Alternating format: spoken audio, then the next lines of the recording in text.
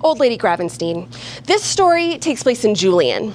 I do a lot of storytelling up in Julian, so that's why so many of my stories have apples in them. A lot of them have gold mines in them, and this one is no exception.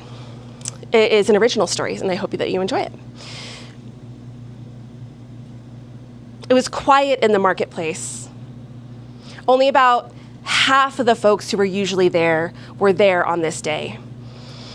And they weren't going and visiting each other's stalls, they were kind of just sitting. Old Banjo Billy wasn't strumming. No one was laughing. Behind and between the stalls, a little girl was walking and watching the floor very carefully. And when she saw something, she'd squat down and place it very carefully between her lips. There had been a blight on the apple trees. And this is a town that relied on those apples. Most of the people in town were farmers, cider makers, bakers. Those bakers had to learn how to make apple pie with potato. Now they were all here in this marketplace. It's real quiet, and like a wave, everyone's noses lift up into the air. The scent of apples washed across them. So they smelled it first, and then they heard the rumble of wheels on that rocky Julian dirt. And then they saw Randall coming in. Now, Randall's a big guy. He was one of the biggest guys around, metaphorically and physically. And Randall came in, pushing his cart, using all of his big old muscles. Now, his his arms were like tree trunks, and he was just about as tall as an apple tree, and he came in pushing that. And what was piled on his cart was so carefully arranged that even when he set that cart down in the dirt, nothing fell off it. You see, his cart was piled with apples, gold in these days. Now, some of them were like striped yellow like a cat's eye. Some were green like fresh grass. And some of them were a purple that was so dark. It was like looking at the sky on a night with no moon. Well, Randall, he set down his cart. He puffed up his chest. He knew exactly what he had. He said, "Apples, I got your apples for sale." And he just waited for the crowd to descend, and descend they did. People were pushing and shoving and elbowing their way through. They wanted to be the first to get at Randall's apples, the first to come away with the dentist bill, with the coat for their kid for winter, with ammunition to feed their family. Right? So they're pushing and shoving, and Randall, he puffs up his chest even more. He says, now, everybody. You just hold on, just one at a time now. There's only one of me, and there's a whole lot of you, and there's not that many apples. I'm gonna need y'all to be orderly like. Well, they stopped and they listened as Randall said that, and then they went back to pushing and elbowing to kind of make a line. He's got this line of people in front of him, and one by one, three by three, kind of crowds coming, but only the people in the freshest of calico and the squeakiest of new leather went away with anything. Randall had set the price for those apples so dear. That little girl came up with a grubby fist and she said, "Mr. Randall, can I have an apple, please?" And she opened her fist, and inside were a couple of dusty coins that had turned to mud in the sweat of her hand. "An apple, please?" And Randall said, "Kid, that's not even half what my apples are worth. Get out of here, get out of here." She said, "But Mr. Randall, it's for my mama." And Randall, well, he got down and he got eye to eye with that little kid, and he said, "Kid, if you can't afford my apples, you ain't deserved to eat them." Everyone say, "Boo, Randall." Well, just as before, all of their noses had lifted in a wave. Again, their noses lift in a wave, but this time they go, oh, and they cover with handkerchiefs and they cover with their shirts, because you always smelled her coming before you saw her. First you smelled her, then you heard the thunk, thunk, thunk of her walking stick, and then you saw her, Old Lady Gravenstein. Now, a lot of these ladies living in Julian, they were wearing cute, like, floral calico. They try to keep themselves kind of clean. Not Old Lady Gravenstein. Oh, no, she was wearing a dark black robe. And that robe rubbed against the dust and the weeds and the rocks of that Julian soil. And it kicked up the dust around. It was kind of tattered at the bottom, so it was hard to tell where Old Lady Gravenstein ended and where the earth began. Well, she come in, she's got, years go by, and as they did, old Lady Gravenstein had gotten older and older, like most of us do, right? And as she got older and older, old Lady Gravenstein got shorter and shorter and shorter until today, she's got to look up at people sideways like this to have a conversation.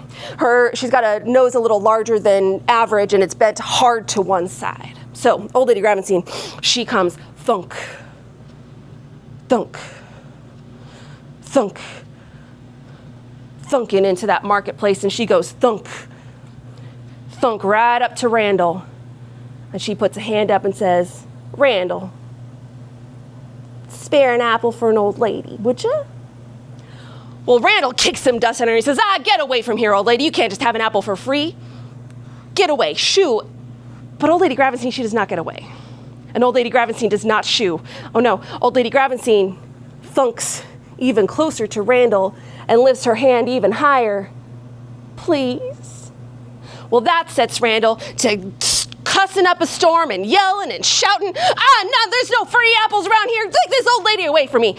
So loud that the sheriff herself had to come over. She said, Randall, what is the problem? You are cussing up here in my market. This is not a saloon, it's a marketplace. What is wrong? And Randall said, this old lady, she wants some free apples. You know I can't just give apples away for free. And the sheriff said, Randall, it's old Lady Gravenstein. Come on now. And she reached in her pocket and pulled out a coin herself, handed it over, and she picked an apple off the top of his cart and passed it down to old Lady Gravenstein. And she said, here you go, Lady Gravenstein. I hope you like the yellow ones. And old Lady Gravenstein said, well, thank you kindly, Sheriff.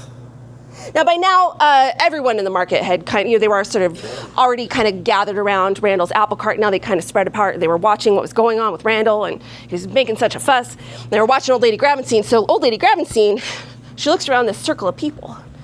She says, nah, I know ain't a one of you count me a friend, but I know y'all agree with me when I say this. Can't understand when someone's got too much, won't share with folks who ain't got enough. So I'll tell you this, friend or not, I got 100 apples coming my way, and y'all see I'm just one old lady. I couldn't eat them all if I tried. So you'll be welcome to them. Well, the sheriff said, well, old Lady Gravenstein, if you had 100 apples on their way, what in the world did you need one of Randall's apples for?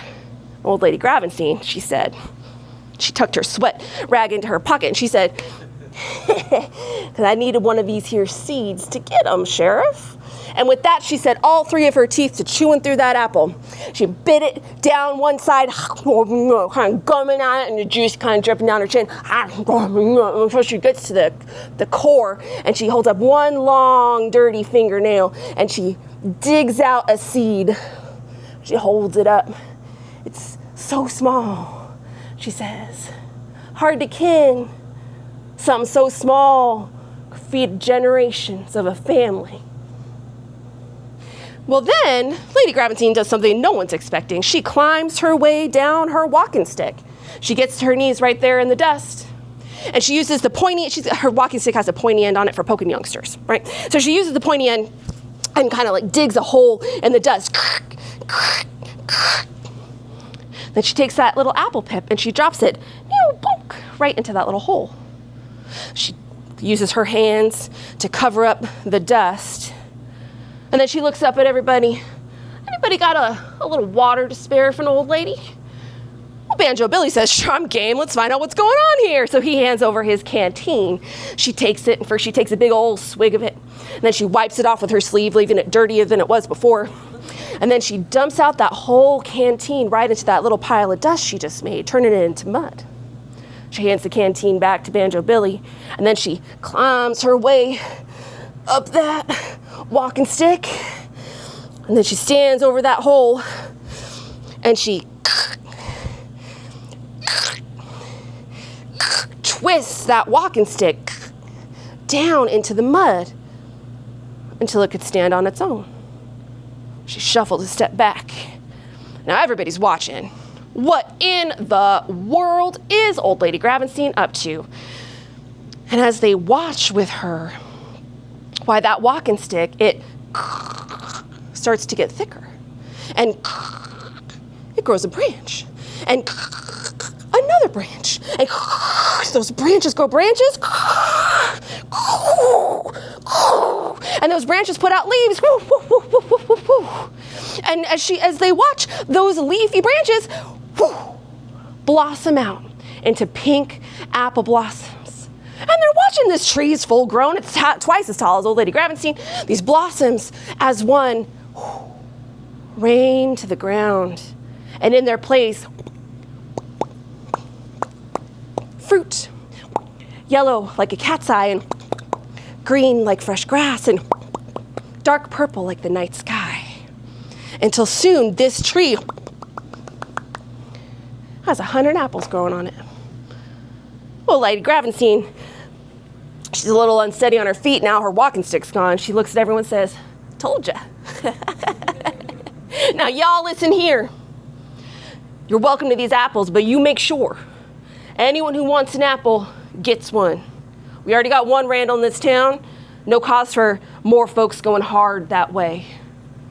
And with that, well, she shuffled her way out of that circle of people, and they separated like the Red Sea to let her through, and everyone watched as she passed.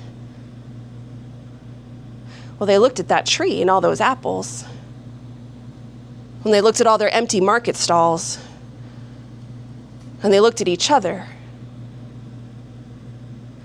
And then as one, gently, they descended on that apple tree. And the folks who were closest broke off those apples and started handing them back to the people who were behind them, their neighbors and friends, even some of their enemies, the people who couldn't reach. Well, Randall's been watching this whole thing, and he's like, "What? You can't just give apples away for free. This is some of those old free old lady apples nowhere good as my apples. I guarantee it. Y'all are gonna be back. You're gonna come back for my apples. You know my apples are better." And he, cussing up a storm again. But nobody's listening to Randall. They're chewing into those apples. They're filling their aprons with those apples. Well, then Randall turns to tend to his apples, his cart.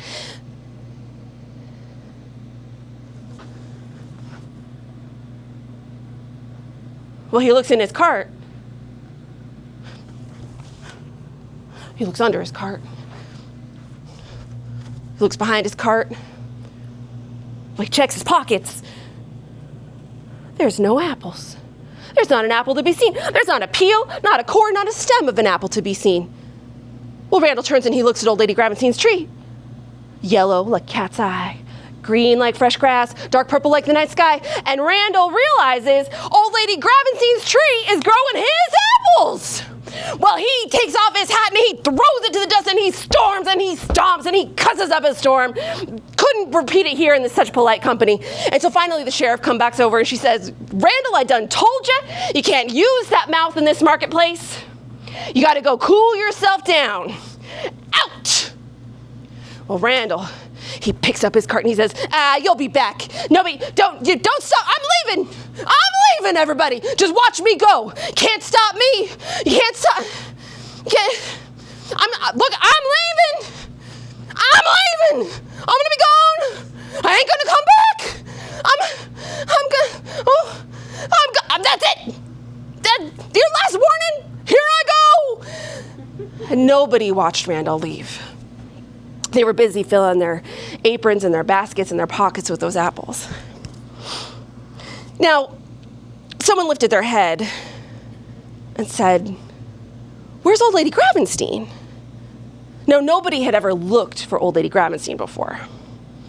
And then another person, the mama of that little girl, raised her head and she said, "Oh yeah, I'd like to say thank you." And then Banjo Billy put up his nose and he, Why, I do believe she's gone." And it was true. That was the last day anyone smelled or heard or saw old Lady Gravenstein ever again. Well, those folks in that market, they made sure to take care of that tree. They pruned it every couple times a year. They watered it. They wrapped it to protect it from the cold in the winter. And that tree still grows there today. Can't tell you where it is. Otherwise, there'd be floods of folks on that property trying to get all those multicolored apples. But it still grows there today, and legend says that there's always at least one apple ripe on that tree for someone who needs it. And if you're hungry and you go and you snap off that apple, take a seat underneath it and rest your weary back against its trunk, and if you kind of hold real still, you'll get a whiff of something strange. And then maybe, just maybe, if the wind is right, you'll hear